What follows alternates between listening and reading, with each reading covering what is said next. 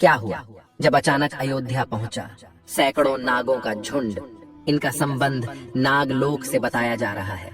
आखिर राम मंदिर प्राण प्रतिष्ठा से पहले अचानक इतने सारे चमत्कार क्यों हो रहे हैं? सबसे पहले गिद्धों का झुंड राम मंदिर के आसपास दिखाई दिया, जिसे जटायु के वंशज कहा जा रहा है। लोग इनकी पूजा कर रहे हैं।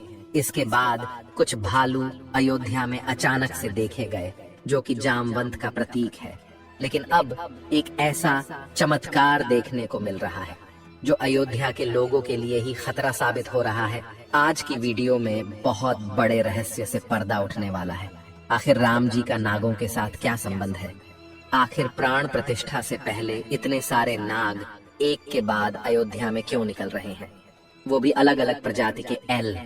आगे बढ़ने से पहले अगर आप भी एक सच्चे सनातनी हैं तो इस वीडियो को लाइक करके कमेंट बॉक्स में जय श्री राम जरूर लिखें। 22 जनवरी सोमवार के दिन अयोध्या के नवनिर्मित राम मंदिर में होने जा रही रामलला की प्राण प्रतिष्ठा का सभी देशवासियों को बेसब्री से इंतजार है। राम जी के भव्य स्वागत की तैयारी जोरों शोरों पर है। यह तारीख कोई आम तारीख नहीं है, बल्कि इसके पीछे बहुत ही खास महत्व छिपा हुआ है। आखिर राम मंदिर की प्राण प्रतिष्ठा के लिए 22 जनवरी का समय ही क्यों चुना गया? इसके पीछे का रहस्य जानकर आपके भी होश उड़ जाएंगे। त्रेता युग में प्रभु श्री राम का जन्म अभिजीत मुहूर्त में हुआ था। 22 जनवरी सोमवार के दिन मृगशीर्ष नक्षत्र में अभिजीत मुहूर्त का संयोग बन रहा है। यही कारण है कि इस तिथि को रामलला की प्राण प्रतिष्ठा के लिए चुना गया है। साथ ही यह भी माना जा रहा है कि इस शुभ मुहूर्त में रामलला की प्राण प्रतिष्ठा करने से प्रभु श्री राम सदैव मूर्ति के अंदर विराजमान रहेंगे। लेकिन जैसे जैसे प्राण प्रतिष्ठा का समय नजदीक आ रहा है, वैसे वैसे अलग अलग प्रजाति के नाग अचानक ही अयोध्या में प्रकट हो रहे हैं, जो कि अयोध्या वासियों के लिए खतरा बनते जा रहे हैं। लेकिन गिद्धों का और भालुओं का संबंध तो प्रभु श्री राम से बताया जाता है। उन्होंने रामायण में उनकी सहायता भी की थी। लेकिन इन नागों का श्री राम के साथ क्या संबंध है? आज की वीडियो में इस रहस्य से पर्दा उठने वाला है। चौंकाने वाली यह है कि इनमें दो प्रजाति के नाग अलग अलग क्षेत्र में बार बार निकल रहे हैं, जिनका संबंध वासुकी और तक्षक नाग के साथ जोड़ा जा रहा है।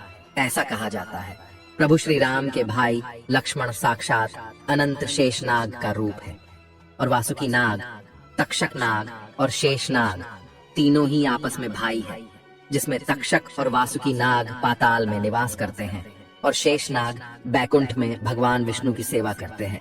तो अंदाजा लगाया जा रहा है कि जब प्रभु श्री राम अपने भाई लक्ष्मण यानी शेषनाग और माता सीता के साथ अयोध्या धाम पहुंच रहे हैं, तो क्या शेषनाग के दोनों भाई पाताल में से उनसे मिलने के लिए बार बार प्रकट हो रहे हैं?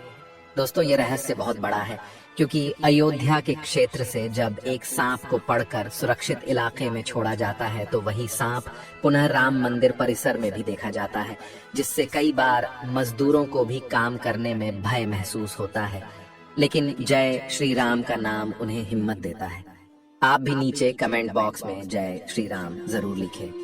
लेकिन दोस्तों, प्रभु श्री राम का नागलोक के वीडियो के साथ क्या संबंध है? वो सच्चाई जानकर आपके पैरों तले जमीन खिसक जाएगी, क्योंकि पूरे घटनाक्रम को मल्टीवर्स के साथ जोड़कर देखा जा रहा है, जिसे हिंदी में सृष्टि चक्र कहते हैं। मल्टीवर्स की सच्चाई जानकर आपके भी रोंगटे खड़े हो जाएंगे। जिस संसार में हम रहते हैं वो सृष्टि व विनाश के चक्र से गुजरती है। इस संसार के प्रत्येक सृष्टि चक्र को एक कल्प कहा जाता है। हर कल्प के 4 युग या 4 भाग होते हैं। दूसरे भाग या त्रेता युग में राम अयोध्या में जन्म लेते हैं और रामायण करके फिर से बैकुंठ लौट जाते हैं। यानी कि अगर आप इस पृथ्वी पर अपना जीवन यापन कर रहे हैं, आप जो घटनाक्रम कर रहे हैं वही बराबर घटनाएं किसी और यूनिवर्स या कल्प में आपके ही रूप के साथ पुनः होने वाली है या फिर हो चुकी है। आगे मल्टीवर्स की सच्चाई को साबित करने के लिए एक ऐसी पौराणिक घटना आपको बताएंगे, जिसे जानने के बाद आपको भी मल्टीवर्स की सच्चाई पर यकीन होने लगेगा। इस दुनिया में केवल 3 विद्वानों को मल्टीवर्स को देखने की और उनमें जीने की, टाइम ट्रैवल करने की इजाजत दी गई है, जिसमें पहले है वासुकी नाग, दूसरे हैं तक्षक नाग और तीसरे हैं काकभूषुंडी देव। तक्षक और वासु की नाक के बारे में हम आपको बता चुके हैं, लेकिन सवाल उठता है आखिर काकभूषुंडी कौन है और आखिरी इन्हें प्रभु श्री राम ने अमर कैसे बनाया। वेदों और पुराणों के अनुसार काकभूषुंडी ने 11 रामायण और 16 महाभारत देखी है। वह कल्प के अंत तक अपने शाश्वत स्वरूप में जीवित रहेंगे। भगवान राम ने ही काकभूषुंडी को अमर बनाया था। कौए के रूप में अपने एक जन्म के दौरान काकभूषुंडी की मुलाकात बालक राम से हुई। प्रभु खेल रहे था और उसने उसे पकड़ने की कोशिश की। समय आने पर काकभूषुंडी को भगवान के मुख के दर्शन हुए। बालक राम के मुख में आकाश गंगाओं और ब्रह्मांड को देखने के बाद काकभूषुंडी ने भगवान राम से दूर उड़ना बंद कर दिया और उनके पास लौट आए। काकभूषुंडी ने भगवान राम को न पहचानने के लिए क्षमा मांगी। भगवान ने उन्हें दिव्य मुस्कान दी और काकभूषुंडी से उनकी इच्छा पूछी। काकभूषुंडी ने कहा कि वह भगवान राम के प्रति अपनी भक्ति हमेशा हमेशा के लिए करना चाहते हैं। काकभूषुंडी के प्रेम और समर्पण से प्रसन्न होकर भगवान राम ने उन्हें आशीर्वाद दिया कि काल काकभूषुंडी को नहीं मार सकता और वह इस कल्प के अंत तक जीवित रहेंगे, जिसके बाद सृष्टि के 27 चक्रों तक जीवित रहे। उन्हें अमरता का वरदान प्राप्त हुआ। वे कौवे के रूप में जीवित रहे क्योंकि उन्हें भगवान राम के निकट रहने का अवसर मिलता। जब भी भगवान राम का जन्म होता है, वह अयोध्या जाते हैं और भगवान राम को एक बच्चे के रूप में बड़े होते और खेलते हुए देखते हैं। यह भी हो सकता है काकभूषुंडी अयोध्या में भी हाल फिलहाल मौजूद हो और राम मंदिर के निर्माण कार्य को अपनी आंखों से देख रहे हो।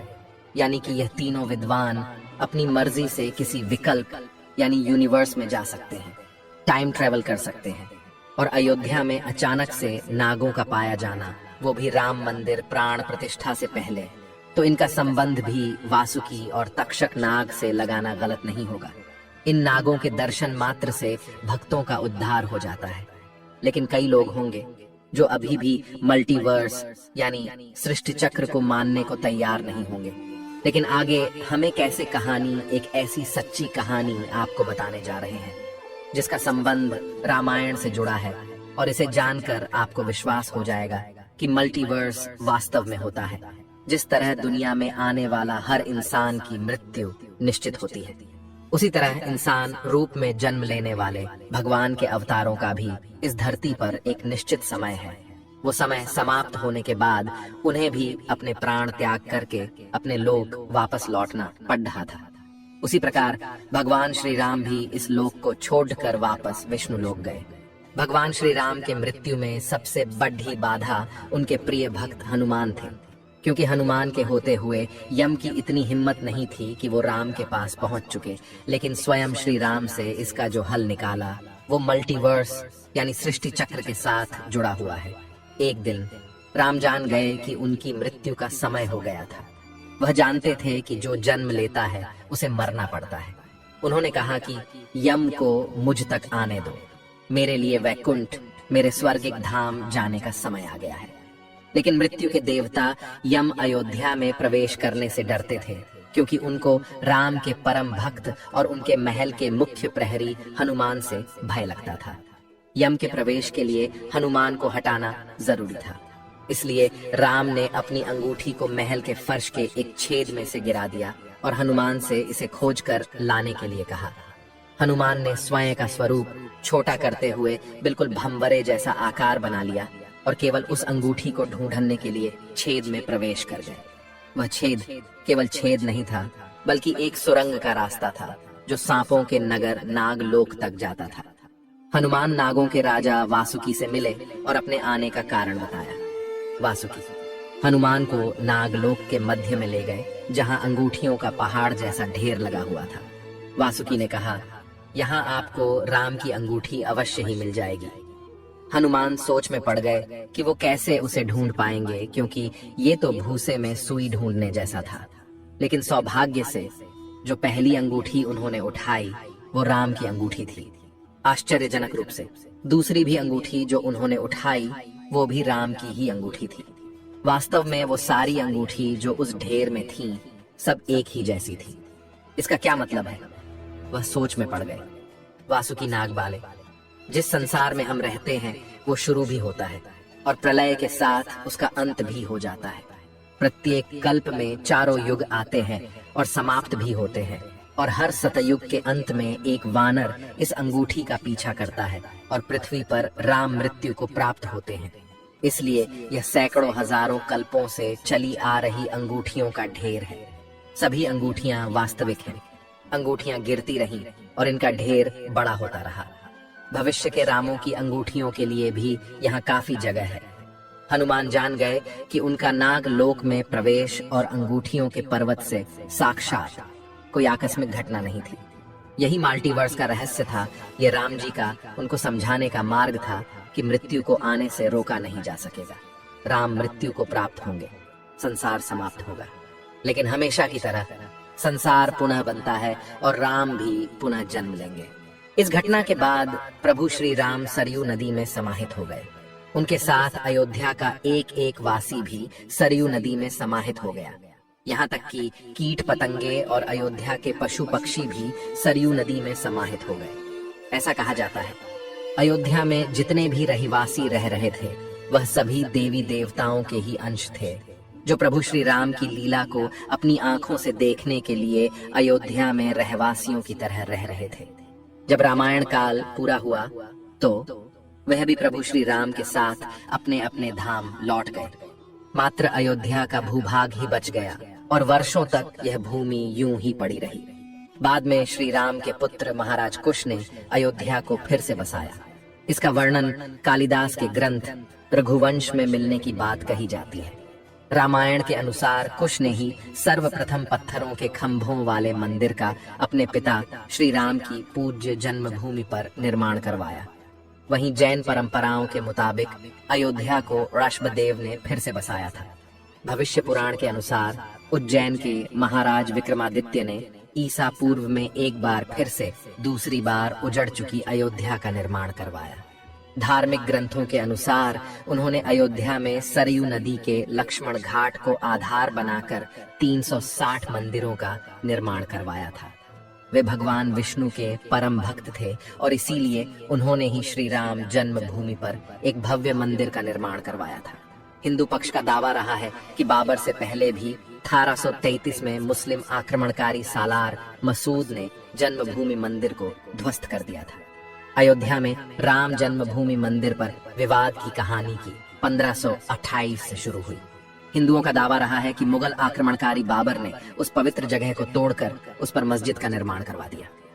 अयोध्या राम जन्मभूमि। बाबरी मस्जिद विवाद पर अपना ऐतिहासिक फैसला देते समय सुप्रीम कोर्ट ने उन सिख ग्रंथों को भी अहम सबूत माना है, जिसके मुताबिक सिख धर्म के संस्थापक गुरु नानक देव जी आक्रमणकारी बाबर के भारत आने से पहले ही भगवान राम की जन्मभूमि के दर्शन के लिए अयोध्या पहुंचे थे। गुरु नानक देव जी 1510 से 1511 के बीच अयोध्या आए थे, जबकि बाबरी मस्जिद 1528 में बनाई गई थी। इतिहासकारों के अनुसार वहां पर बाबर के कहने पर उसके एक सूबेदार ने मस्जिद का निर्माण करवाया था। 23 दिसंबर 1939 को राम जन्मभूमि मंदिर के इतिहास में एक बार से जबरदस्त मोड़ आ गया। उस दिन रामलला की प्रतिमा मस्जिद के अंदर अचानक से विराजमान पाई गई। ये विवाद इतना बढ़ा कि आखिरकार तत्कालीन सरकार उस ढांचे को विवादित मानकर उस पर ताला लगवा देना पड़ा। ढांचे के अंदर नमाज रुक गई, लेकिन बाहर राम चबूतरे और परिसर के बाकी हिस्सों में पूजा अर्चना निरंतर चलती रही। 6 दिसंबर 1992 को अयोध्या में राम जन्मभूमि आंदोलन से जुड़े लाखों कार सेवक जुटे थे। उन्होंने ही उस विवादित ढांचे को ध्वस्त कर दिया। भगवान राम लल्ला ढांचे से निकलकर अस्थाई टेंट में आ गए। यानी कि राम मंदिर का इतिहास बहुत बड़ा है। कई लोगों के संघर्ष की कहानी है और कई कार सेवकों के बलिदान का प्रतीक है। भले ही हम इस संघर्ष में भाग नहीं ले सके, लेकिन यह हमारा सौभाग्य है कि हम राम मंदिर को बनता हुआ अपनी आंखों से देख रहे हैं।